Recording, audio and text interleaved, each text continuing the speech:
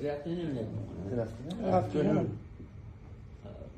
Toastmasters, distinguished Toastmasters, and guests, thank you all for coming to listen to this speech. As Pat alluded to, I have undergone 8 brain surgeries since the age of 11.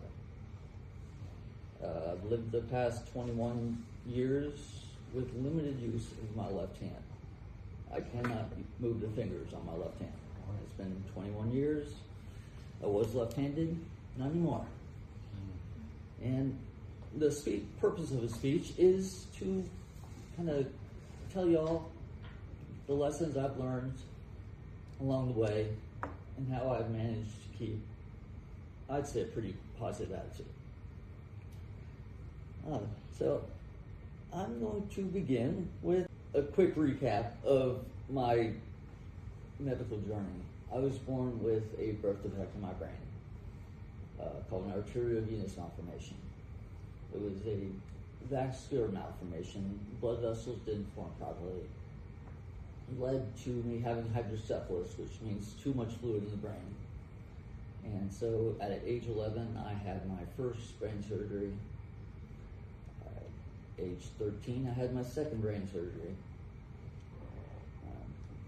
Good story about that one was it was over Christmas break of 7th grade, and the family traveled up to the Panhandle in an RV to visit some friends. I spent the entire trip lying down with terrible migraines, and we cut the trip short, and I was back to Miami Children's Hospital for an emergency surgery. Ended up spending New Year's Eve in a hospital bed, unconscious, recovering, but I made it. A couple years later, at the very end of ninth grade, had a brain surgery number 3. Then got through high school and got through my first year of college. And I had started my second year at UCF and experienced a major bleed. I ended up driving myself to the hospital in Orlando, and they diagnosed me with a bleed in my brain. I remember thinking, wow, that sounds pretty bad. But I came through it. And fast forward a few more years, got through college in 4, and even though I missed a semester, I got through college in 4 years. And then I had started my first professional job, and I was living in Flagler County, Florida, working for a small newspaper up there, and woke up with the same symptoms that I had had back in 2000, and got flown on a helicopter down to Orlando again, and that was brain bleed 2, at least 2. I probably had some minor ones here and there, but then I had radiation surgery again in early 2004, February 2004, and when I carried on with life, and then in September of 2004, like I alluded to, this happened. 21 years later, I'm still here. And doing pretty well. And I have a Viktor Frankl quote. In some ways, suffering ceases to be suffering at the moment it finds a meaning, such as a purpose. Now, I'm going to ask you to close your eyes. I want you to think back to a time in your life when you didn't know if you were going to make it. Didn't know how you were going to pull through. I've had plenty of these times. I'm sure everyone else has too.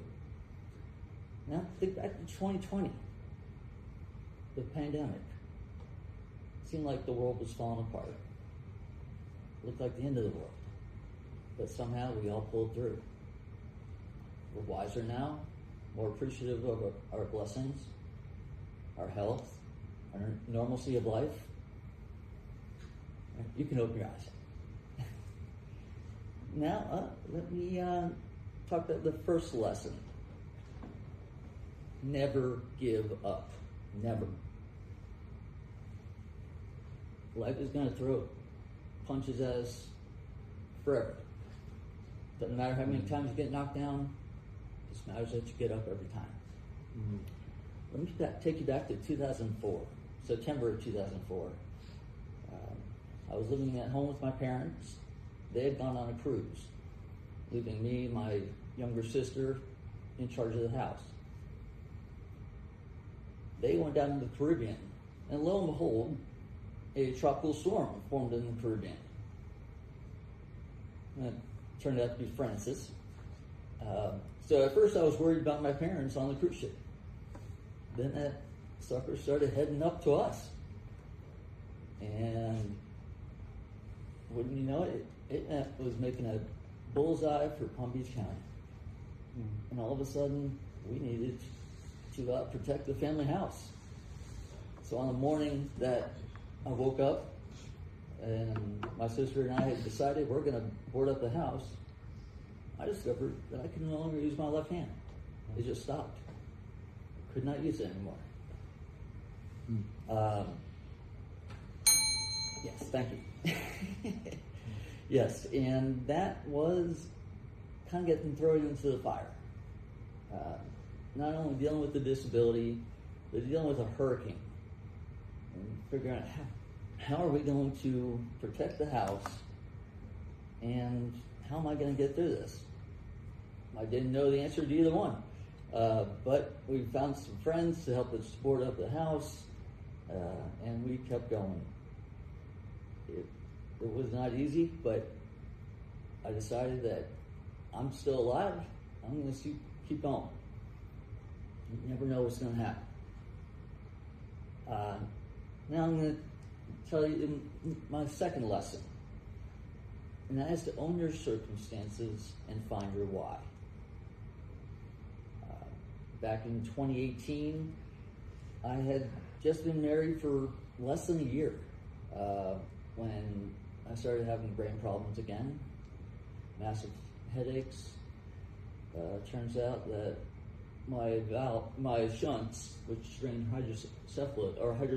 cerebrospinal fluid from my head, were draining too much fluid, causing the opposite problem of what their intended purpose was.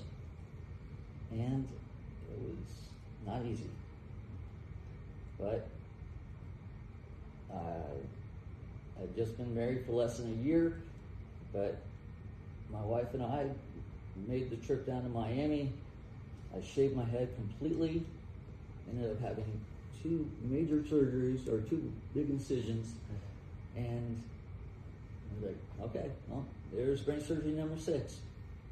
Okay, what's next? And so I stopped feeling ashamed of what I'd gone through.